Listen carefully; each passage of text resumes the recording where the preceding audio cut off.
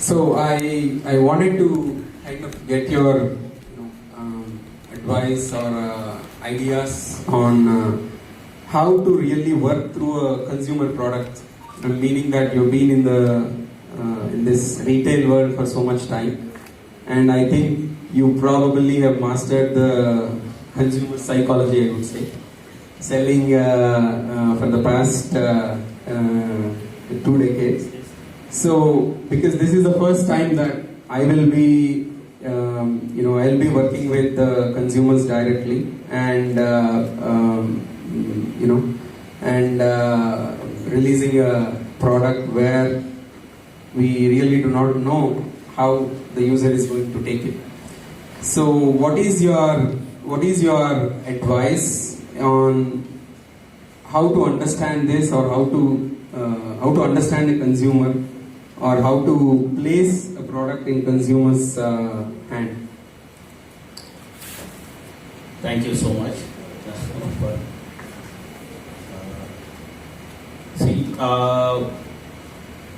What I believe in is, first thing is the quality. When a user, because very rarely you get a second chance to bring back the customer who walks out unsatisfied or unhappy, whatever we call it. So for that, we need to give them an expectation of what this is all about technically.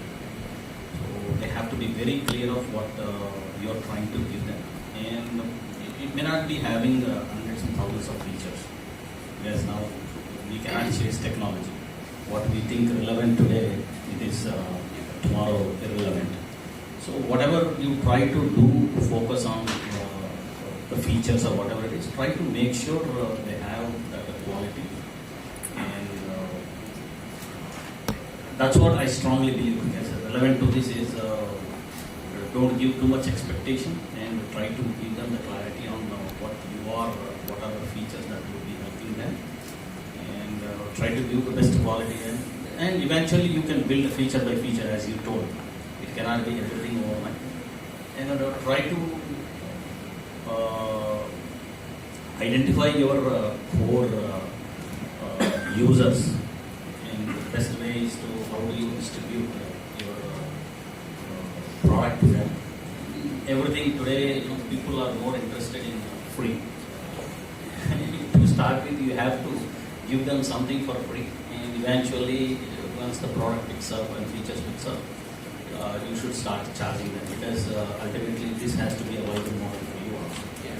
More importantly, as you said, you have to target schools. I think school is the best platform for you eventually. That's it. That's all I can say. Thank you. So this is for you, Karthik. Basically, as I was telling, right, we started off this journey with completely fresh out of college team, and some of them are out of technology as well. So, when I try to understand how this AI is going to pan out in the software engineering side of it, right? See, if for you and me, it's very hard to learn a language today. Let's say you and me want to learn Spanish, it's not easy. You take a 3rd or 4th grader, is going to learn Spanish probably 10 times faster than us, right? That's because we are pretty much used to what we already know. So taking that as analogy, right? So I have seen several articles in the last probably 2 months, both in US and India, surveys from NASSCOM as well as US. So the companies are preferring to, upskill the existing software staff they have, workforce they have, compared to hiring the new ones. Okay, so basically the fresh hiring has been drastically reduced both in US and India last year as well as this year. So don't you think that the fresh graduates who doesn't have any experience, corporate or coding or whatever it is, right? would be faster to learn these AI white coding you call it, or model based coding you call it. So wouldn't it be faster for them to learn it faster compared to a 10-year experienced engineer who is probably will take a lot more hard time to convert from what he is doing today? That's a brilliant question, and I don't want to be biased one way or the other, right? So, for me, the analogy of life, LIFE, is learn information forever. It's a continuous journey. Just like how we have human evolution, there is something called skill evolution as well, which means that today's technology might not be fresh tomorrow, and the same goes every day that we see, right?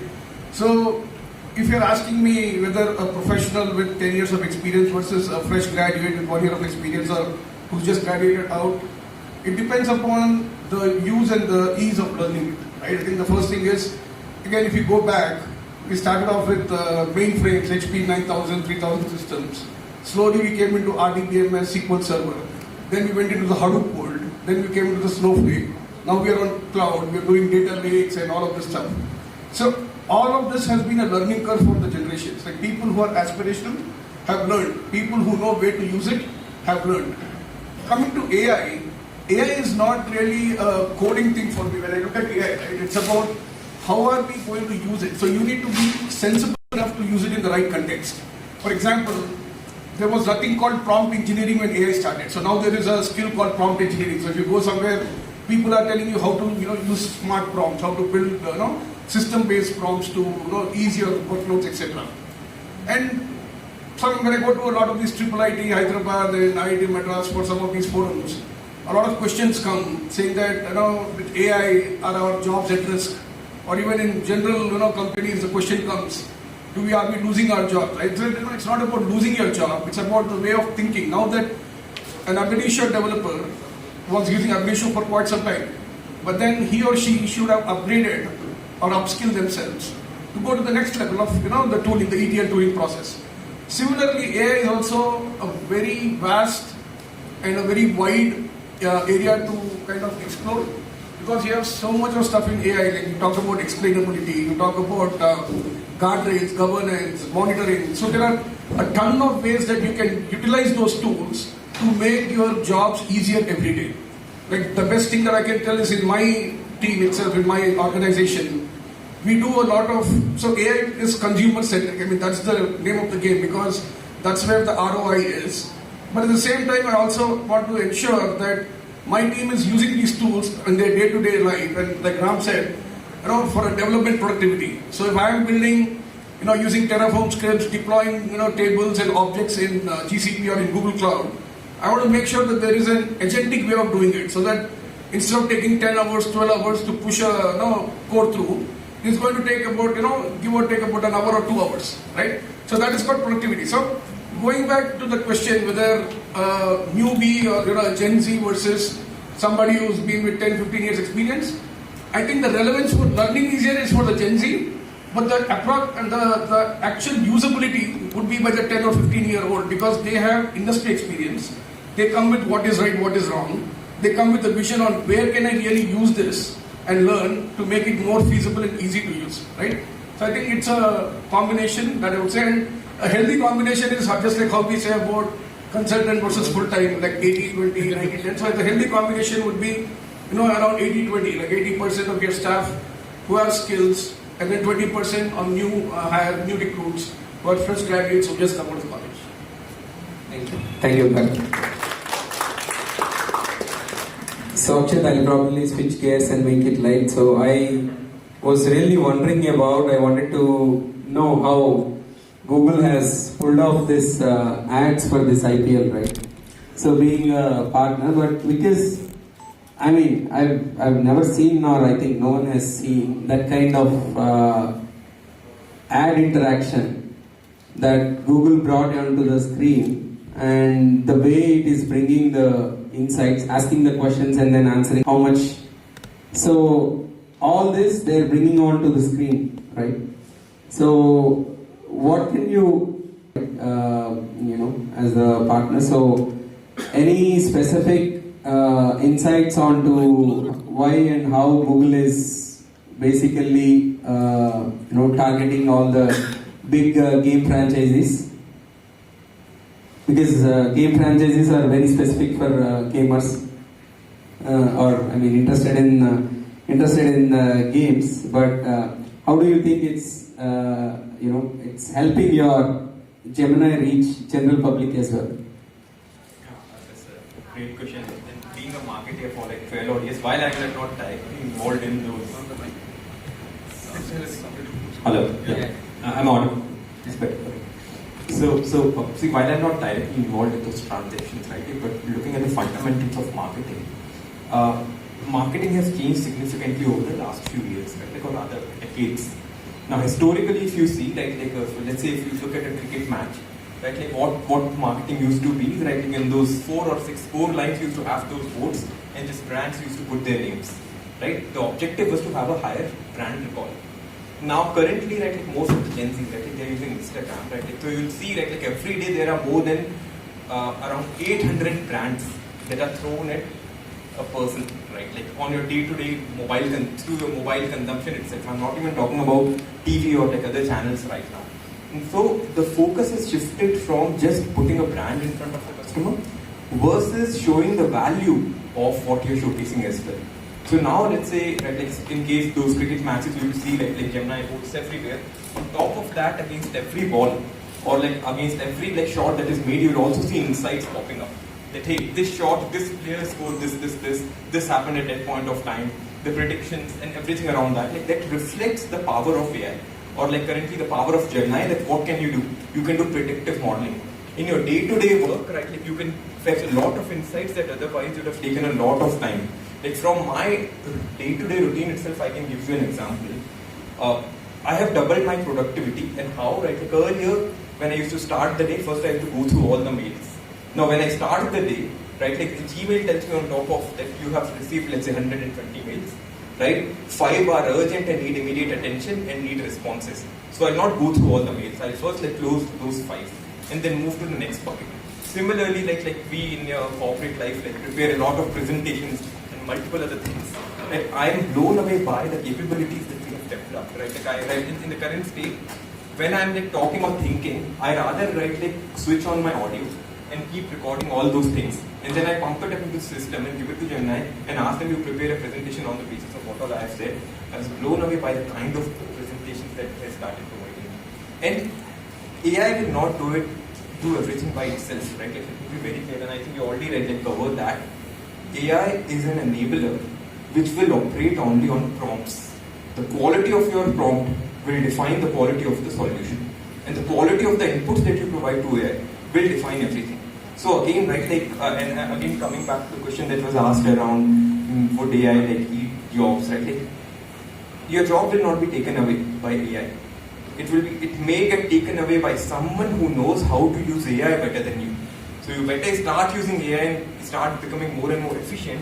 That is what will make you a more efficient resource or a critical resource for the industry. And on top of that, coming back to the marketing question, value-based marketing is something which is most critical. And now I think performance marketing is also the term which is top of mind for everyone.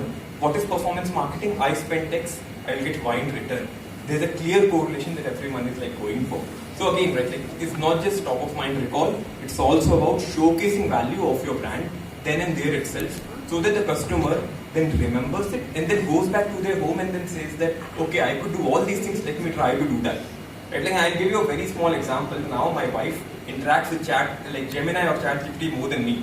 And then she comes to me saying that, hey, I was discussing so many things, or I was confused about this thing and I was talking to Gemini told me this, and this is actually how it should be.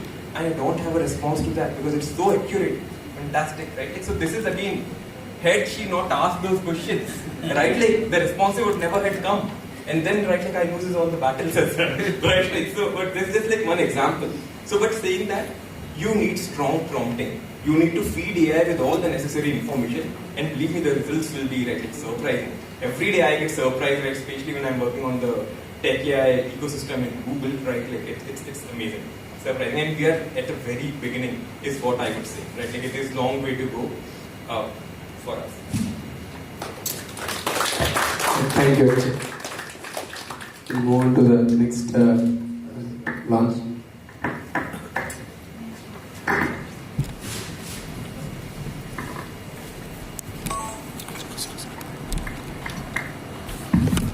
Thank you so much now for the questions, and thank you guys for being very candid and being very honest with your responses. And that gives us a broader perspective on how these ideas are being experienced across different industries as well. So, going on the next, interestingly, while technology has evolved rapidly across industries, many workflows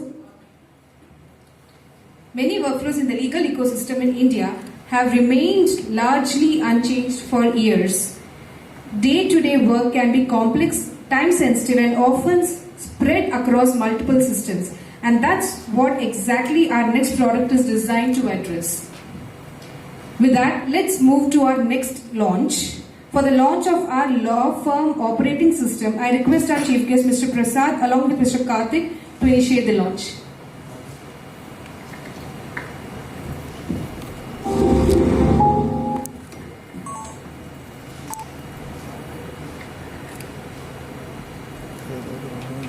Demand.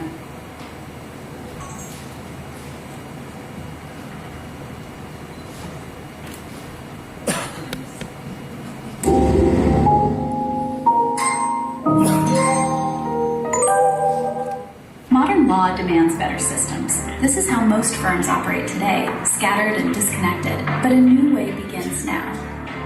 Introducing Legal Desk, the AI-powered operating system that unifies your practice and eliminates fragmentation for a digital future. Your firm at a glance. Access a high-level view of your entire practice, from administrative oversight and audit logs to a comprehensive management dashboard that puts you in full control.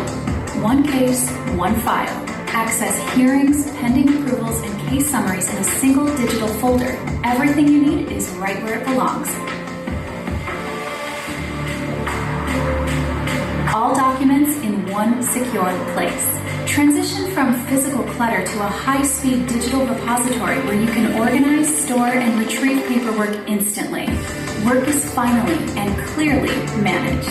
Transform your team's productivity by assigning tasks, tracking real-time progress, and setting priority levels to ensure nothing falls through the cracks. Use the AI assistant to ask questions, analyze case files, research complex laws, and gain deep legal insights in seconds. Experience seamless connectivity with our AI integration setup. Our AI assistant works directly within the AI drafting workspace to help you move from hours to minutes. Instantly produce high-quality petitions, affidavits, and legal notices, allowing your team to focus on high-level strategy. Billing is simplified. Manage invoices and track revenue growth with complete financial transparency. Real impact, real results. 70% faster, 0 missed deadlines, and 30% less work. The future of legal work starts now.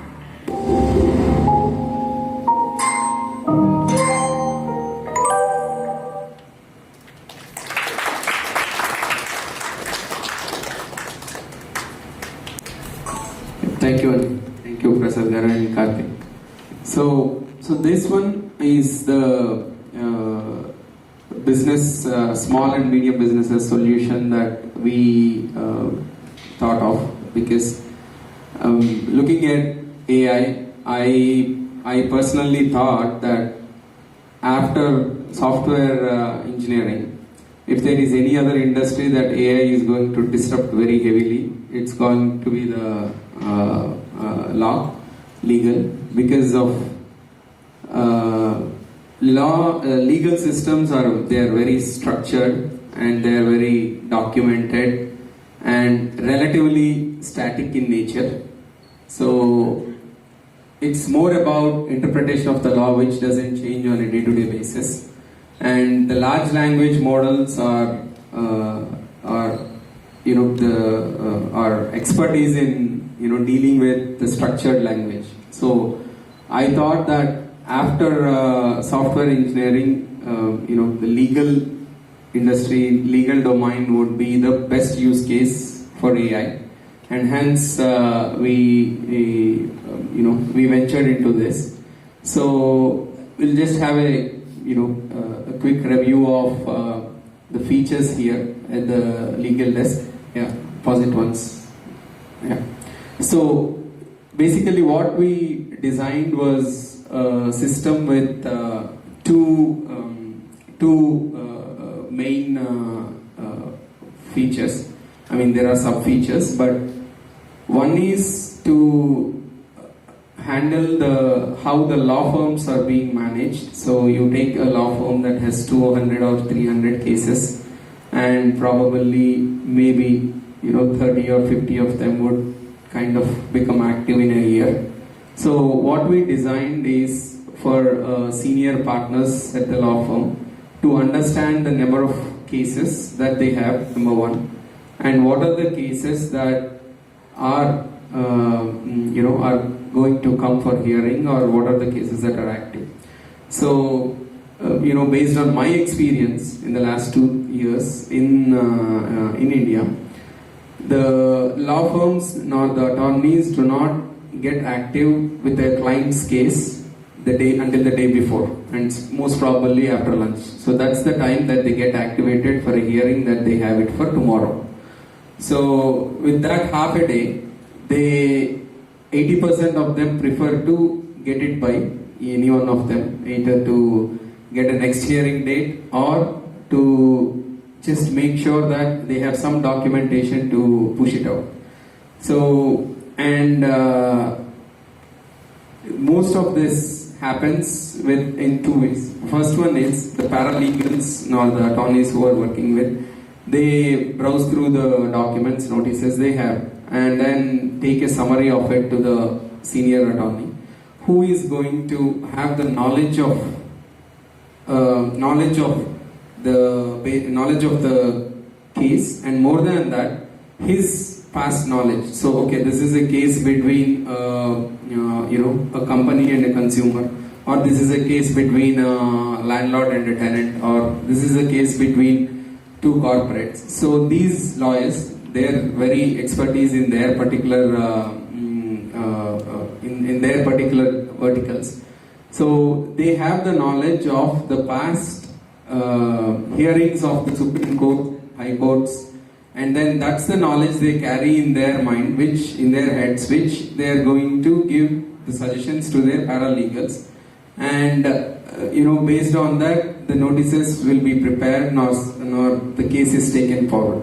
So to help them, and also to kind of give a little bit of empowerment to the paralegals and attorneys, is what we try to bring in here.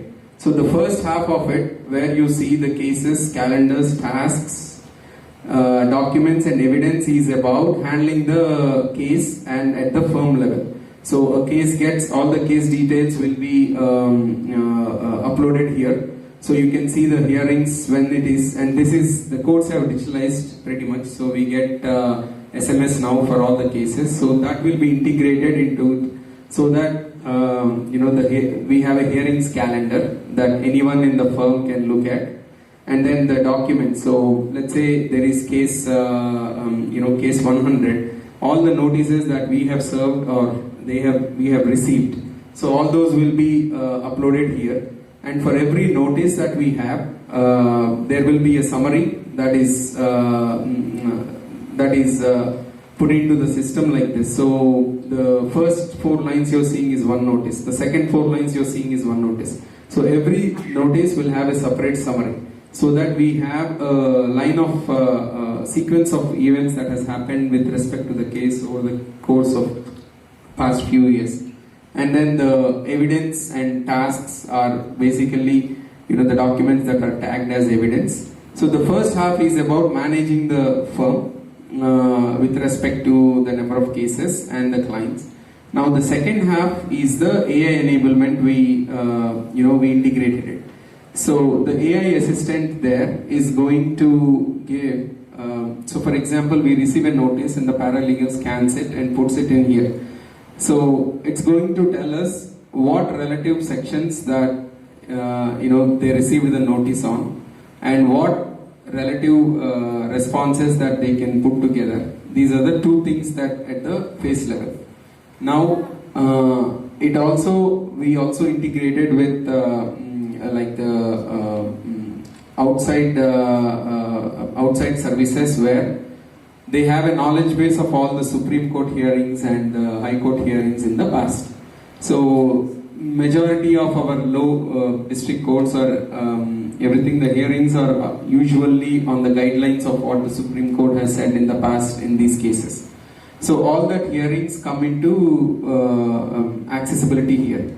So that AI assistance is going to give knowledge to the paralegal about what is a similar case that has run in the High Court or in the Supreme Court in the past year or two or few years.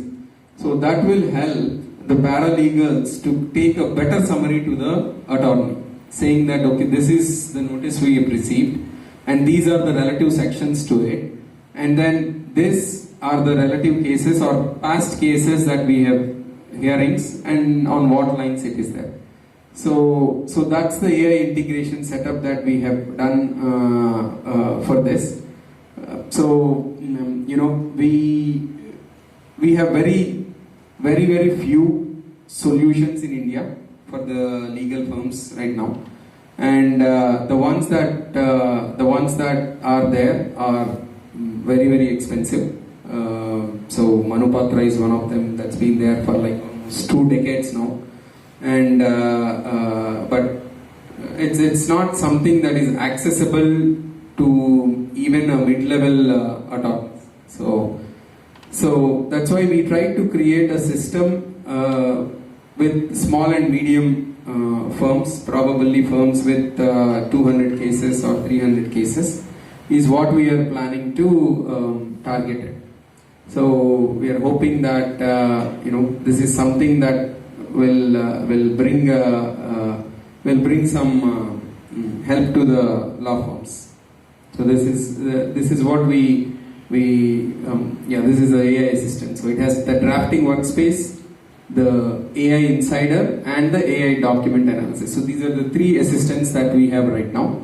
The drafting workspace is pretty much, every attorney will have his way of drafting an affidavit or drafting a contract. So they can put maybe 10 of their previous contracts that they have drafted, and then it understands and going forward it creates based on the client's details. And the AI insider is basically the case specific case-based analysis that we have. And the third one is the document analysis, what I told about what sections a particular because sometimes in the civil cases and all, they don't really specifically target the sections, they just send out the whatever the notice is. So but it reads and then it looks at the key arguments and it suggests the paralegal that okay, these are the sections that they might be referring to. So this is what these are the 3 assistants that we got into this legal desk so far. Yeah, thank you.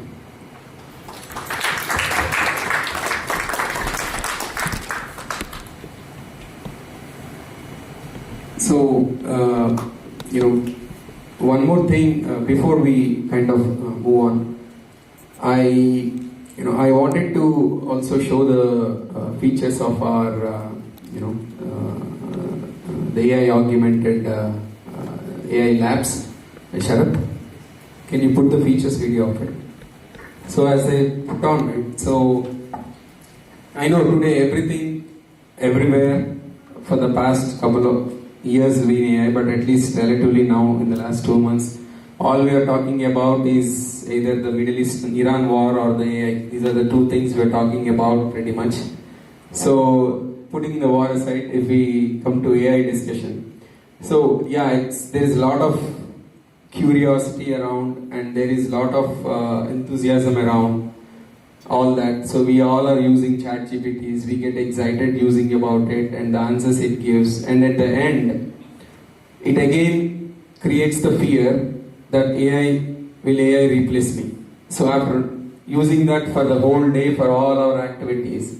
At the end, we have that feeling where we think that okay, AI will replace me or AI will replace a lot of jobs, and is it good for the society or is it not good for the society? So we use it probably 10 times a day, 20 times a day, but we end up with the same feeling of it, right? So at least my personal view has been that I strongly believe that AI will, whatever we have seen right now is only the start of it. Will it replace jobs? Yet 100% it's going to replace jobs. But I feel that innovation is kind of not equal to adoption. So right now we are in the phase of maybe a little bit adoption, but if you look at it, right, so we have seen how the automobile industry has changed so many years. You look at the facts. The first car was innovated by Benz in 1885, but it took almost 40 years for US to reach 1 lakh cars per year, right? So you kind of understand that the adoption actually takes probably decades, as well as the adoption creates a lot more jobs than the innovation does by itself. So innovation is a moment of time, or probably an increment in moments of time. But the adoption, today the jobs that are created by making cars are probably a fractional compared to the jobs that are created by the infrastructure around it, right? So after the car is invented only, we started putting roads together, we started putting traffic regulations, and then the service industry came. All those things came probably 2 decades, a decade after the cars were invented. So in my thought process, the adoption is going to take a lot more than we are thinking, and it's going to create a lot more jobs than the AI innovation has created. So embracing AI is definitely the choice that is a default choice that we all should go with.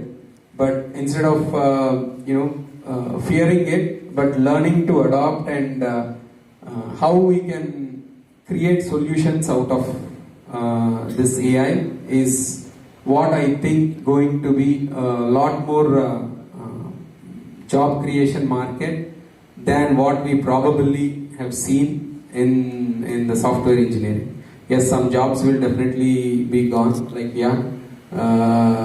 probably there were a lot of horse stables before cars were invented, so all the horse stables are gone. But now, you have more jobs around servicing the cars and anything that is needed to do with automobile industry, right?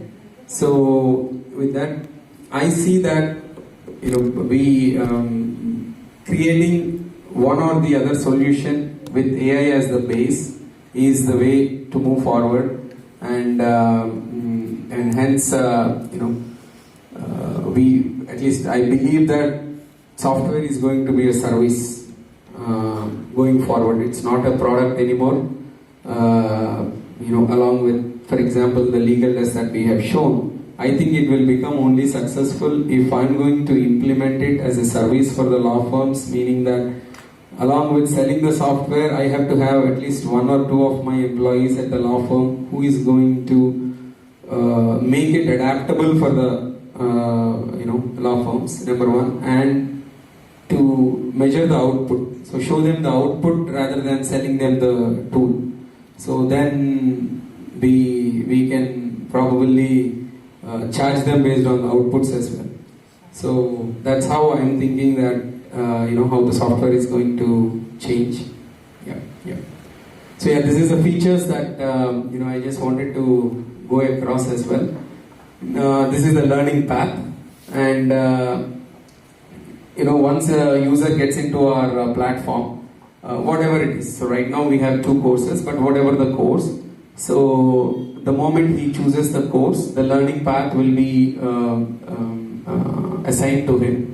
and from then it's going to show how many lessons, quizzes, and what he's going to learn, the capability learned, what he's going to learn, and thinking evaluation is what are the things that he can work with that capabilities.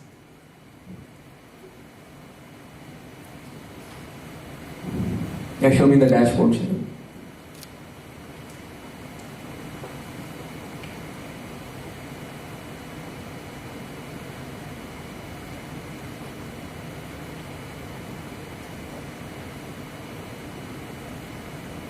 Yeah, hold on. So this is a context-aware tutor. As I was talking about, right, when you are in the middle, when you are in a specific point in the module of a lesson or anything, so it pops up a AI assistant which is going to help you with your question, how much ever deep you want to go in that topic. So if you take the AI assistant from that topic to interrelated topics also, it keeps on going as much as you want to go deep. So that's the personal tutor that is available in this. So if it also has a starter, that you all see that the starter feature.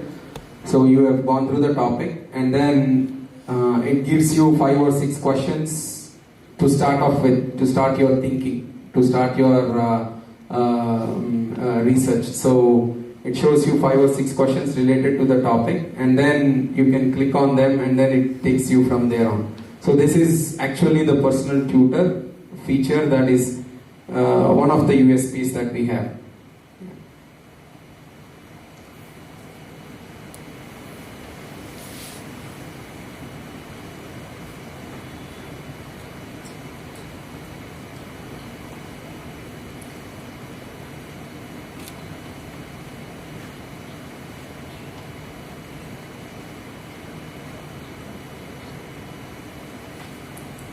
So this is a cloud labs that I was talking about, the browser labs. You keep going. So the browser labs that we have. So these labs, you don't need to install anything in your laptops. So you can just initiate the lab within the browser, and you can start working on the lab. So whatever the module that you have just learned, so it's going to give you a use case, and then that you have to implement it. All the required softwares and everything will be available based on the browser itself.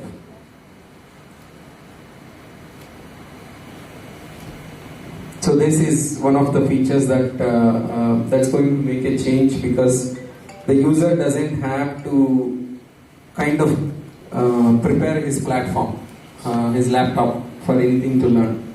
Yeah. And we'll keep it. And the interview coach.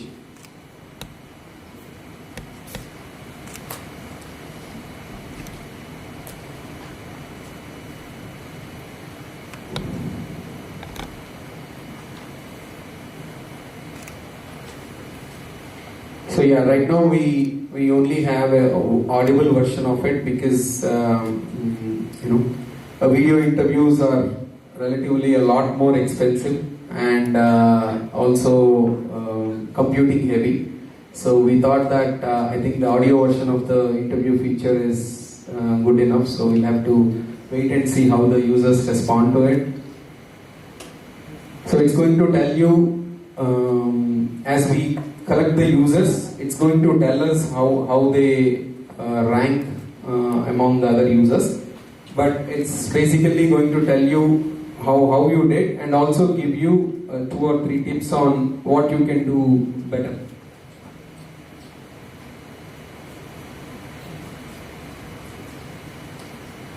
This is the quiz. Yeah, can move on.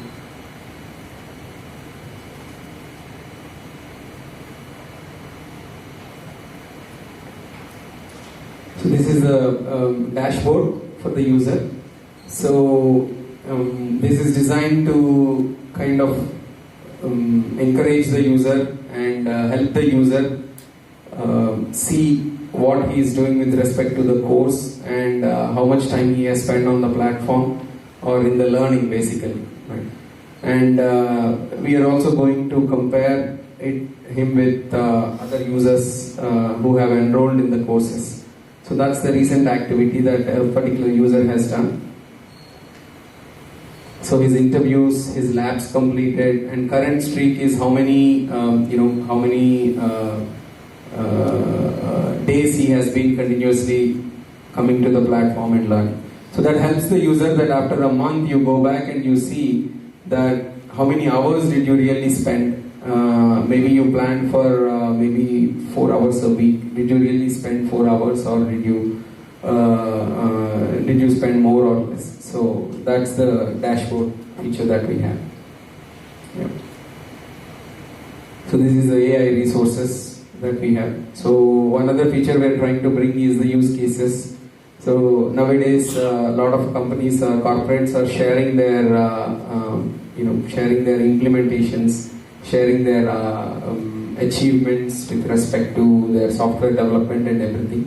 So we want to bring them here for them to kind of understand, see what a team in Google is doing or a team in Meta is doing, so they can kind of increase their exposure and learn it from the other companies. Usually this happens in conferences. So when you go for a conference and there they share the information. But nowadays companies are putting it online with all the white papers and all. So we are bringing all the white papers together and then put it as resources. So if you have a question on how this is done, then we bring the white papers from, let's say maybe Meta has one or Apple has one. So we give the solution and we say that this particular solution is implemented in Meta, this particular solution is implemented in Apple. So that's the resources space that we have created. Yeah. Thank you. Thank you.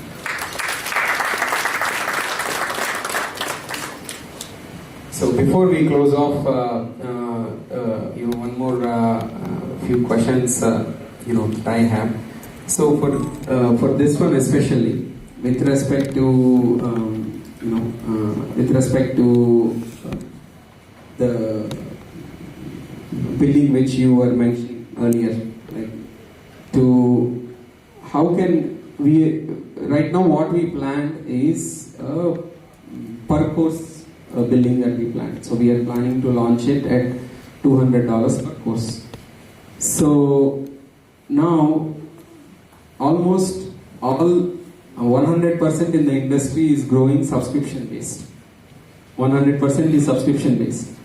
I haven't seen or come up any edutech platform that has a one-time fees for the courses. So now pretty much I feel that I am swimming against the tide here, introducing a system where I am making it so much of a big transaction. $200 is a big transaction at a time transaction, right? So what is your thoughts on this, and is it something that we can is it still doable from a consumer perspective, going a subscription based versus a one-time transaction? Because I feel that the subscription base would not make any money for the company. You have at the maximum I can go for $20 a month or $15 a month, and I as a user comes for 1 year. Even then I don't even have $200, but all the courses can be learned within that time. So it really is not working other than trying to bring up the valuation of the company. But putting that aside, from a consumer standpoint who are so much used to that subscription model and me going with that one-time transaction model, so are we kind of really taking a risk here, or what do you think? See here, I would advise you to have a fine balance between individual learners and the corporate clients. So your one time will be helpful. I mean, it will be okay for corporates to pay that. Because right now we are also trying to find a relatable process to our existing teams and all those things. How do we bring that awareness or upgrade whatever it is? So we are actively pursuing few trainers who can help us out on that. So in that case, I would be more than happy to pay per course or whatever it is. But when it comes to the individual users, you have to try it out, basically. $200 is definitely a big amount.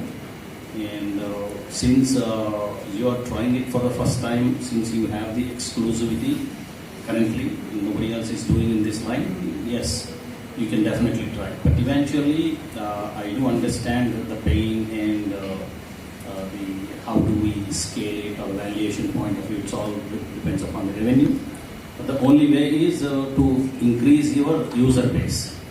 But the proven model, as far as I know, is the subscription. But you have to try it out. But I wish you all the best and try your best.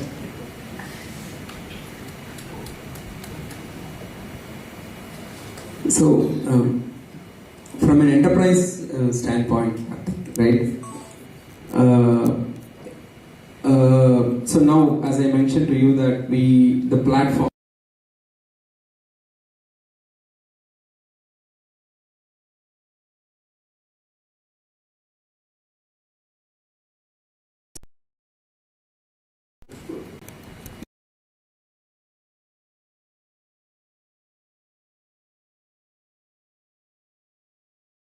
Design staff or sales training staff or whatever it is, right? So, from an enterprise standpoint, from a corporate and enterprise standpoint, do you have plans, or do you have seen where you or your teams are thinking of ideas like this? Is it something that you go out and try to bring in existing training vendors? Or would you prefer creating a customized course for Lloyds? And follow-up question is, what tool is your team using, and how efficient did you see your team improve in the last probably 6 months? Sure, from an enterprise standpoint, major organizations, including Lloyds, we are undergoing a lot of training programs in the AIML space. So earlier when this started, like Prasad said, it's expensive, right? So we were limiting this to certain job families. We said that, okay, if you're a software engineer, you don't need to do this. But if you're an AI engineer or an AIML job family, then you need to do this. If you're a data engineer, then you don't need this. So we were trying to limit it due to the cost. But as and when the AI era is picking up more and more, now we've kind of made it as an open land. So basically what we're saying is, people are interested, as long as they have their leadership approvals, can nominate themselves, right? And we are working with certain partners in the market for these trainings. Now coming to these kind of courses, I think this is going to benefit a lot, because this can be tailored per the need of the particular skill or job family the person is. For example, if I have SRE engineers, then I can make this course tailored to the SRE engineers on how can they make the models more deployable, usable, explainable, etc. If I have a data scientist, then I can tailor that course according to them. So I think it's going to benefit a lot, because right now the way it works is, it's not that tailored outside. If you look at the market, right, the courses are not tailored. It's it's not a la carte basically. It is you get what you pay for. That's it. But I think with this, it's going to be a game changer. But again, the evolution of this, the adoption is what is critical. Like, how can people start looking at this as a knowledge base for them to, course correct themselves based upon their job, based upon what they want to do, based upon how this can benefit the organization. I think that's what needs to be explained properly, so that the value is, comes out of it. So the train to deploy platforms does have some scope for enterprises, both IT as well as non.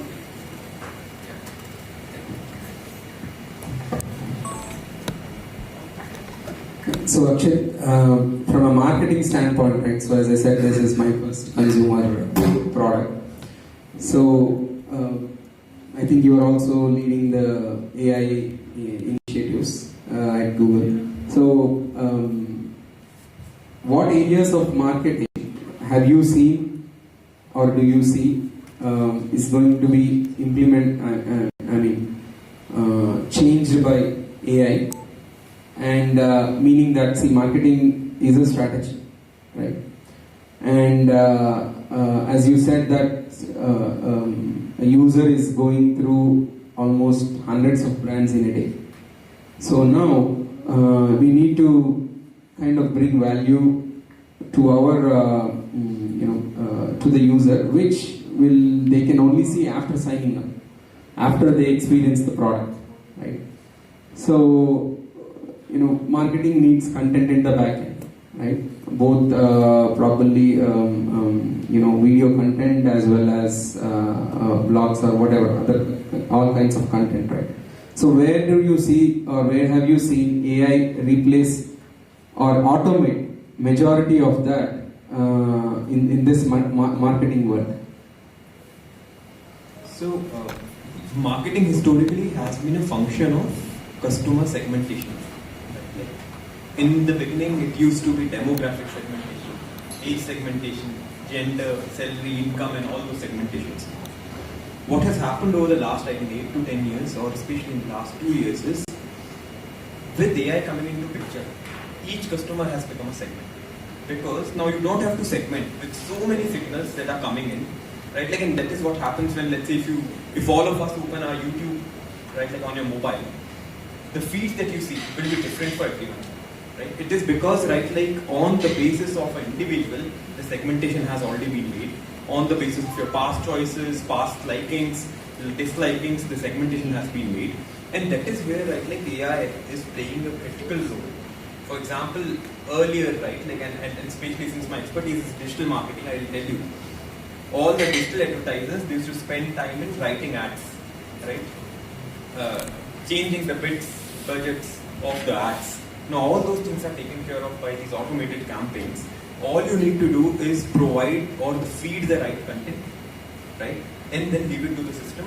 Because you would not be able to manually track what time does Akshit sleep, what time does Akshit engage with the content, right? Like, and all those details, right, like for millions of customers. But the system can do it for you. So what you need to do is rely upon some of these automated solutions or smart biddings, right? Like, or AI Max, P Max, like these are some of the, like, for the digital marketing professionals, like they would understand those, right? Like they would know what these tools are and rely upon them. But I would, on parallel, I'll also say that go slow, go surgical, right? Like start with a certain budget. Be very clear on what is your objective. The biggest problem that people start off with is that they are not clear on what the objective is. A very small example, right? Like last month, some founder came to me that, right, like, here I am starting a new financial company. I want to do marketing. Right, like, and I said, okay, what is your objective of the marketing? It's not like, no, I want to do marketing. No, but like, you want to drive sales? No, right now I don't want to drive sales. The objective turned out to be, I am starting a new company. I want people to not decline my offers. Because since I'm a new company, I'm not able to hire people. Right? After a lot of efforts, a lot of interviews, I'm finalizing a candidate, but because nobody knows about my company, they are not joining. Now I'm clear that the market objective here is not to drive sales, it is to hire people for a financial company. So you need to literally start with what is your objective. You want to drive awareness about your company. You want to start with, let's say, a freemium model, like we're talking about subscription, right? There are broadly 3 kinds of subscriptions: basic, freemium, hybrid, right?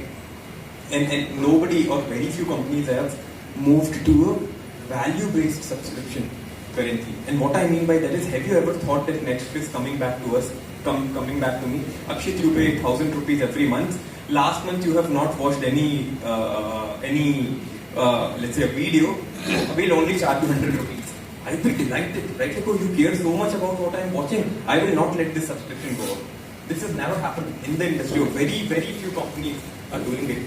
So shifting from just charging them an upfront amount to looking at what is the value or return we are providing, and then tying it up to the charges will like make hell lot of changes in the way consumer review a brand. Maybe like there's something that you can look at while right like charging that, like the $200 thing that we are talking about, right? Like starting it as a freemium structure and then moving to a structure where on the basis of consumption you are proactively prompting the customer, hey, you are not using it a lot, let us help you, or it's okay, we'll reduce the subscription. They'll like just delight the customers that you are thinking so much about me that you're willing to cut down on the expenses from your side, right? Like to give me that superior delivery is right, like what makes the difference, and word of mouth eventually, right? Like is what like makes all this.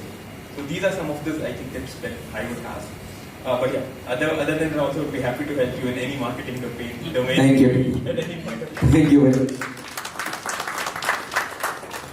So last thing, what is the AI tool that you use the most, and what was your probably the AI wow moment in the last 30 days or 45 days? So I'll give you an example what I'm trying to do now.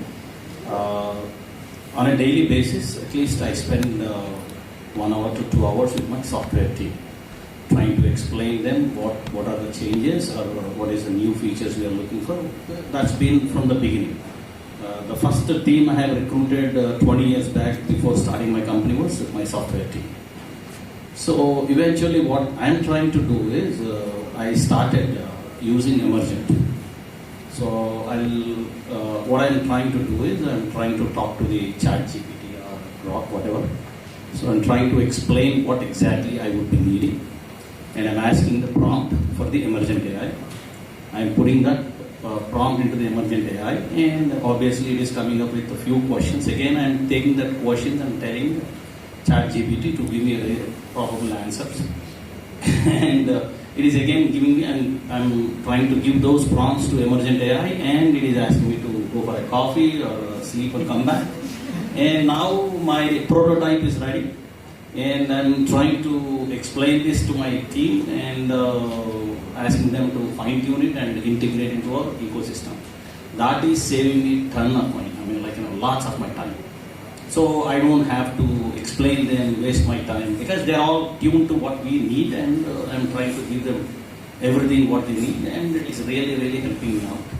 And recently I started using the Codex, and still to explore, and that is also, I'm really loving it. You're back to Yeah.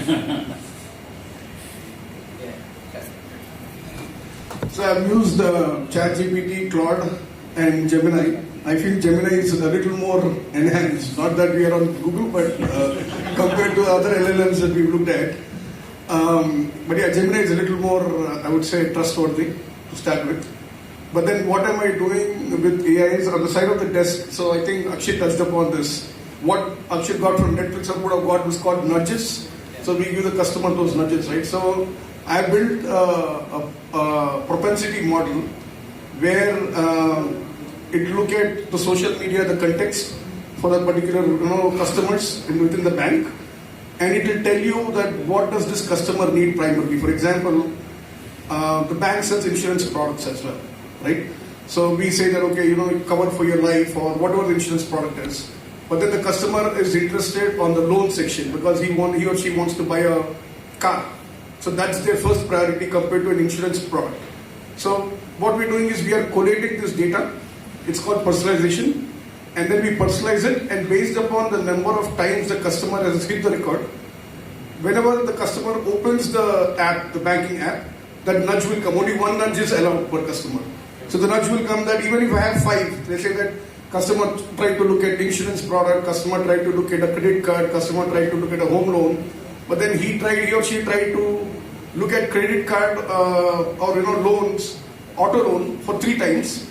So irrespective of how much nudges that the customer hit, because the number of times that they were looking at the auto loan is 3, so that nudge will come on them. So that's a model that we have built on. I built on a desktop, but to take this desktop implementation into a real life environment is a nightmare. How it works in enterprises. Yeah, so it's hard. But yeah, that's what I'm working on.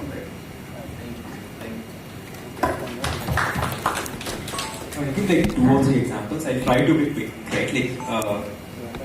One from since I manage the tech and AI ecosystem for vendors, I can survive only if I have a lot of AI agents working for me, right? And over time, while I was skeptical in the beginning, now I'm truly believing in those, because one AI agent is responsible for reviewing my WBRs and telling me what are the questions to ask the teacher. Right? Then I have another AI agent which is responsible for drafting leadership emails for me that I send on a weekly and monthly basis. Now, the learning for all the AI agents is different. For the WBRs, I have to feed them all the historical business reviews, the definition of all the metrics, what are the targets and what targets I should consider.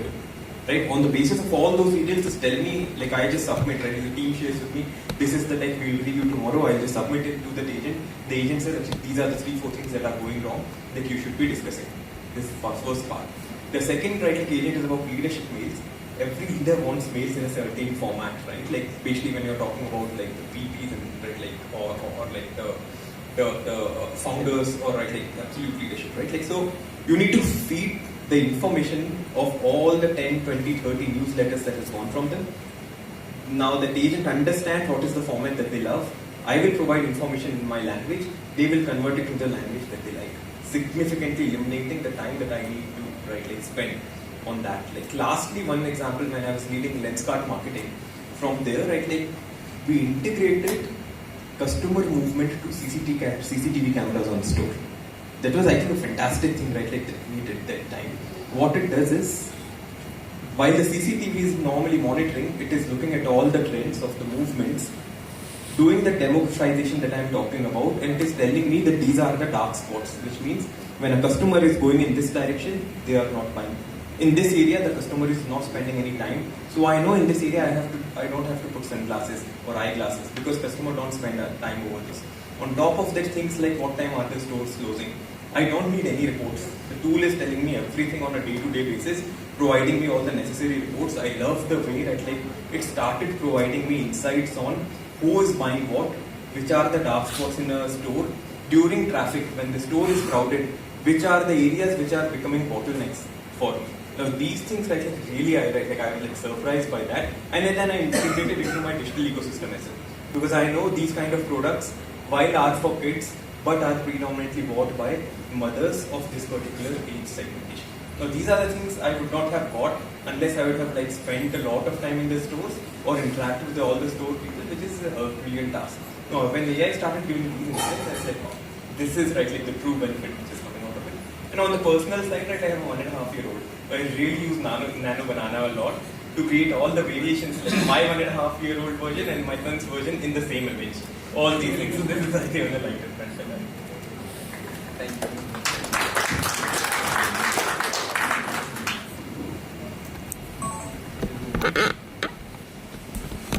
Thank you everyone for those valuable thoughts and perspectives. Today's discussion made it clear that AI is not just the future, but a powerful force that's already shaping our present. As AI continues to evolve, the real impact will depend on how wisely, responsibly, and creatively we'll choose to use it. Thank you so much. Now I request the dignitaries to take the sofas and enjoy the rest of the evening.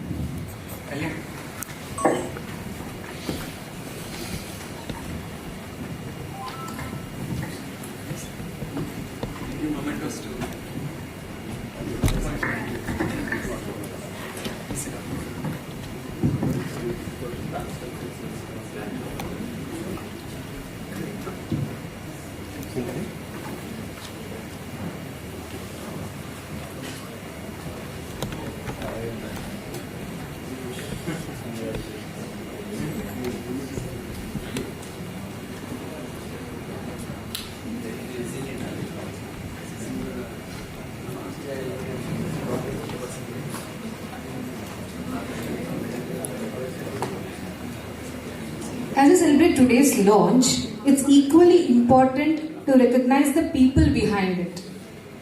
These milestones are a result of the dedication and effort of our core team. I would like to begin by inviting Mr. Kalyan to come onto the dais and hand over the gifts.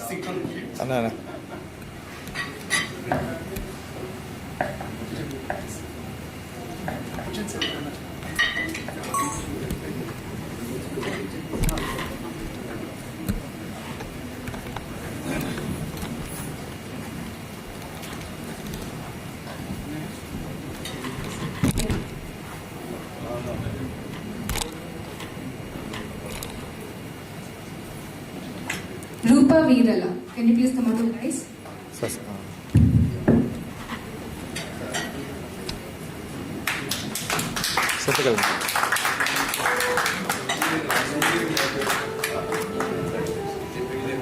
Sir, 1 second.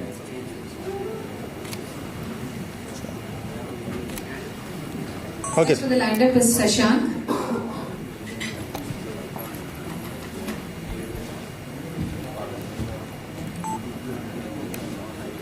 May we have Kaushik coming up next?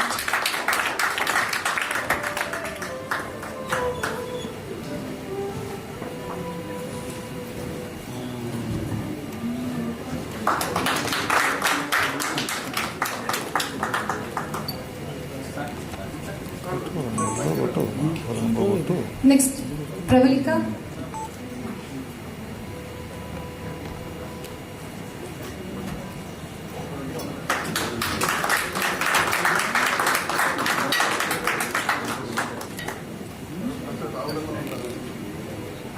Can we have Arab coming up on?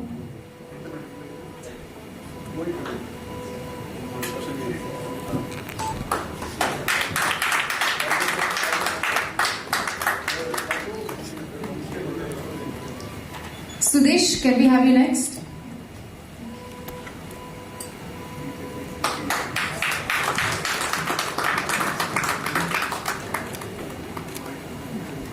Thank you guys. Thank you, Kalyan. Can I have Vinay to continue the rest?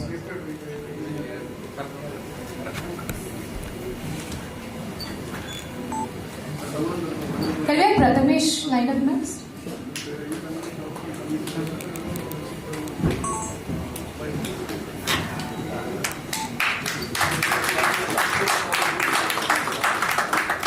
Prabhu, can you just come down? Yeah.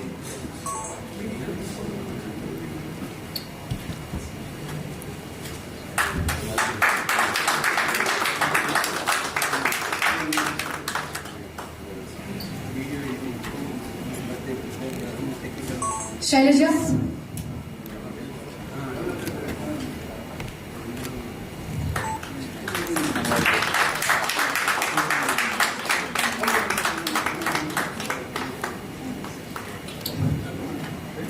Okay. Sai Geeta comes next.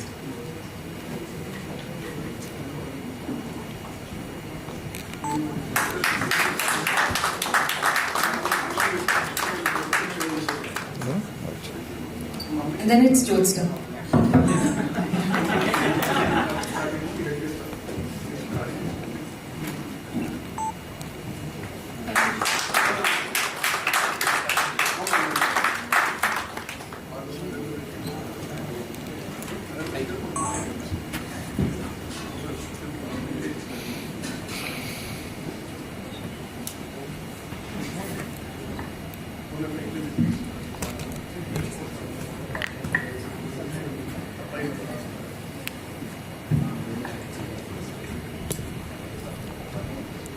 Congratulations to all the awardees. Your coordination truly drives everything we have seen today. While today is about celebrating the work of our team, it's also an opportunity for us to acknowledge those who have joined us and supported us on this journey. May I invite you to share a few words? Thank you so much, everyone. I would request now Ram to give a closer note and then.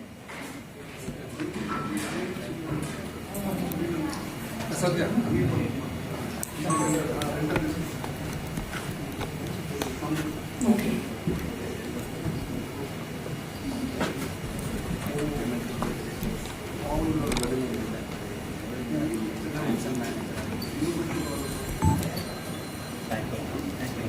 Sir, okay. Okay, sir.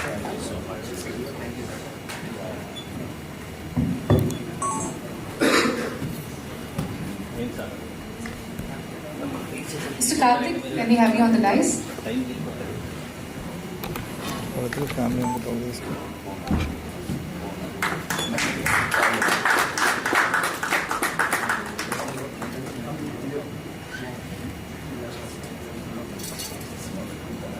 It's Akshat, can you be happy to have for that?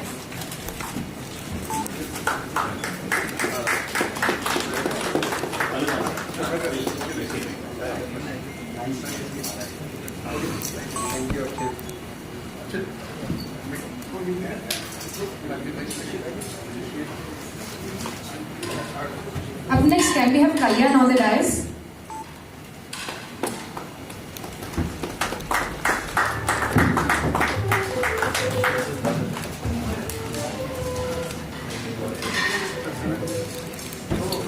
Can you have Vinaya with us? He's going to lead the company.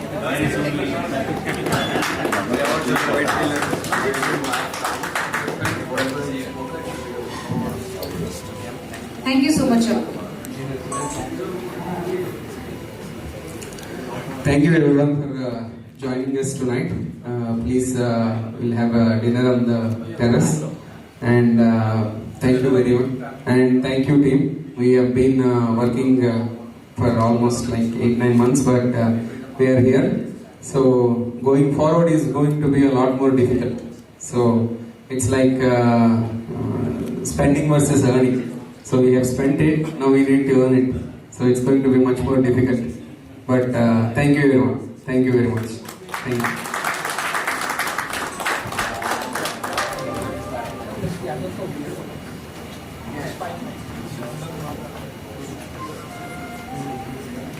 Can we have all the dignitaries on the stage, please, for a group photo?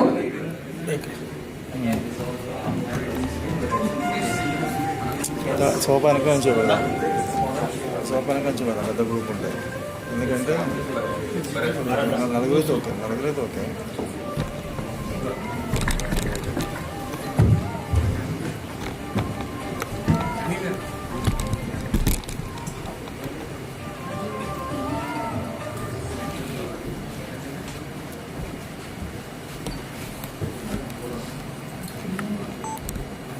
కనబడగా నీకు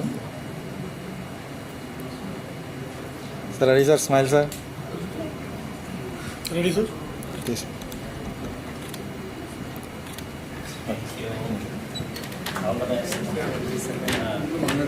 మళ్ళీ మంచి revenue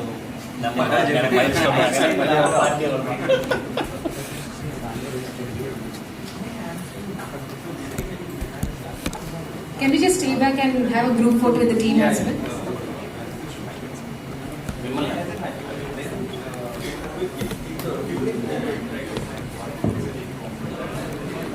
light on చేయి మొత్తం వచ్చినప్పుడు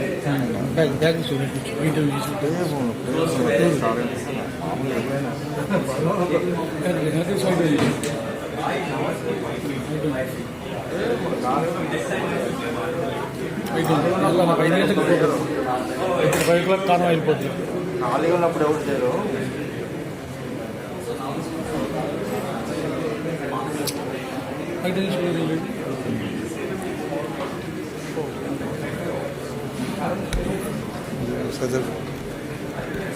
phones అంతా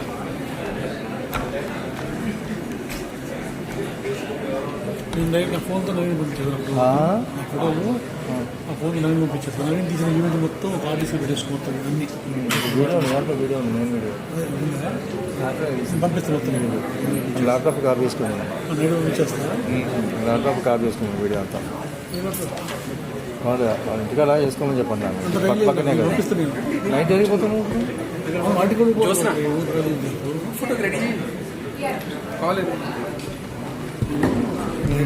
పంపించేస్తాను అంత video వస్తుందా Team, let's all gather on the dais for a group photo.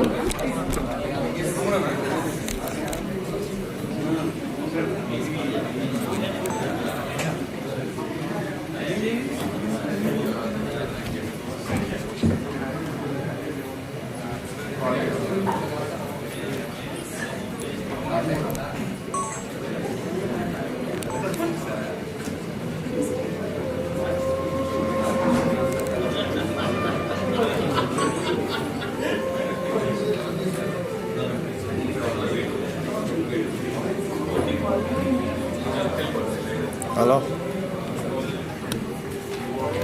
Hello Team, can we just speed it up? వినపడదు ఏం చేస్తుంది వినపడట్లేదు ఏం చేయను చెప్పు. వినపడట్లేదు అంటే నేను ఏం చేయను. వినపడట్లేదు నేను ఏం చేయను. సిగ్నల్ లేదు, మళ్ళీ చేస్తా ఉండు.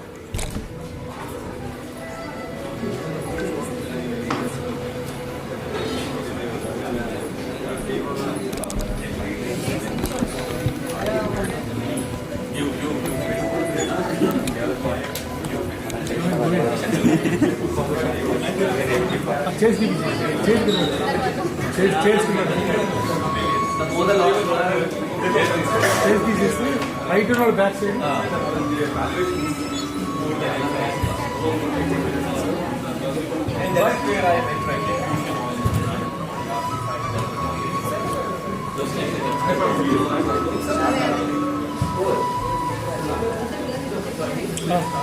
అది కింద పెట్టు.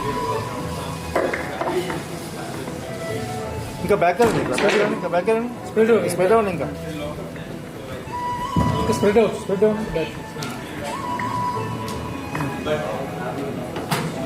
ఎట్లా చైరేసి కూర్చోబెడతాం సార్ని? ఎట్లా వస్తాడు మరి?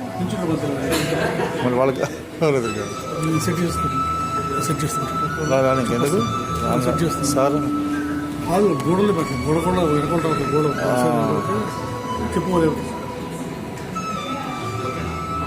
సార్ రావాలి కదా. నేను అంతేనా? సార్ సార్ వస్తారు కదా.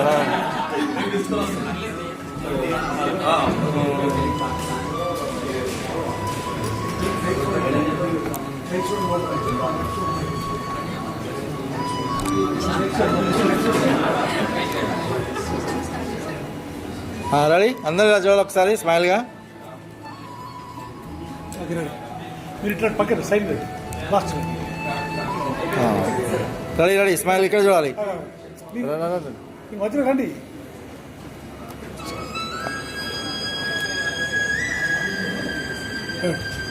కొంచెం నెమ్మది దిగు.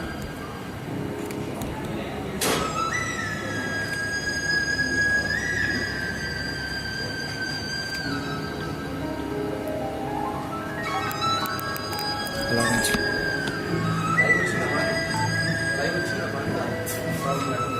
Ready ready.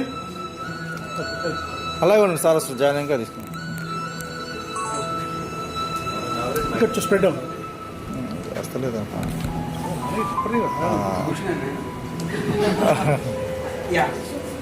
Close close close.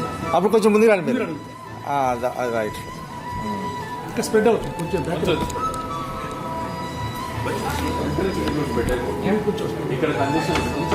Super అది, సూపర్ అది. అట్లా కూర్చోండి కదా. రైట్ స్మైల్ ఉన్నారు సార్ అందరూ.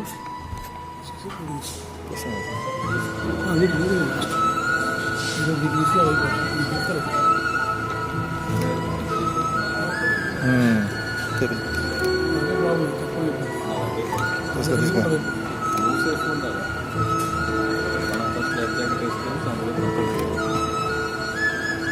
స్మైల్ అందరూ స్మైల్ ఒకసారి సార్. ఒక్కడి రెడీ స్మైల్ స్మైల్ ప్లీజ్. సార్తో కూర్చున్నాను, ఎంత స్మైల్ ఉండాలా, సౌండ్ లేకుండా అలా ఉన్నారు సార్.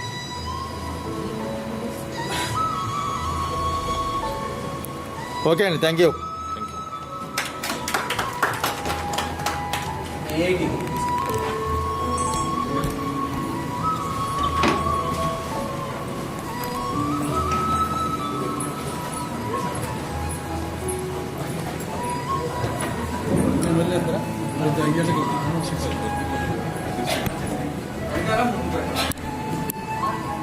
దేనికి ఫోటో కొట్టచ్చు, ఫోటో కొట్టచ్చు, కొట్టచ్చులే. తీయాలి అది. ఎంతమంది?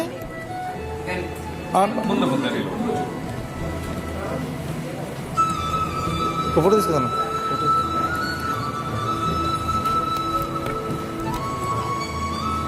Right.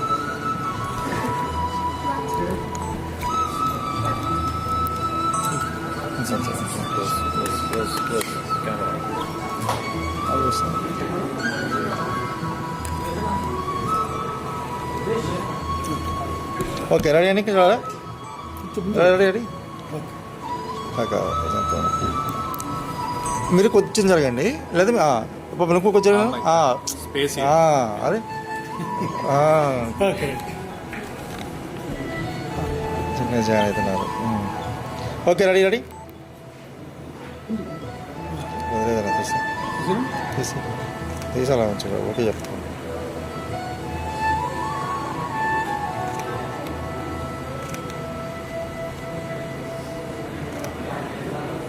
Okay sir.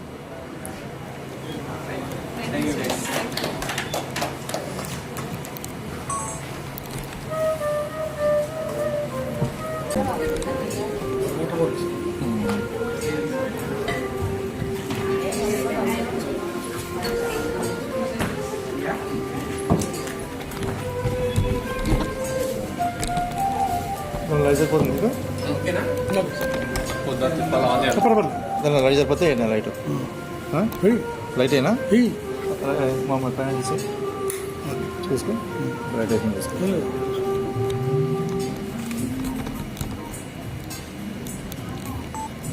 Ready sir? ఇక్కడ సెంటర్ చూడండి, రెండు చూడండి. Okay ready sir?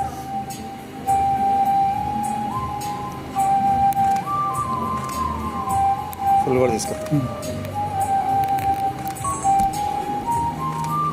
1 second sir, 1 second. Madam ready ready స్మైల్గా మళ్ళీ తగులుతున్నానే తీసిన.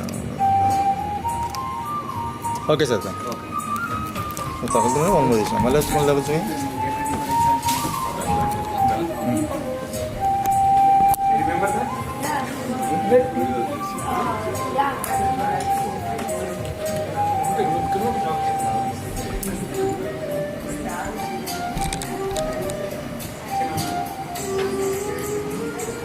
లైవ్ ఆఫ్ చేయమా, లైవ్ ఆఫ్ చేయమా.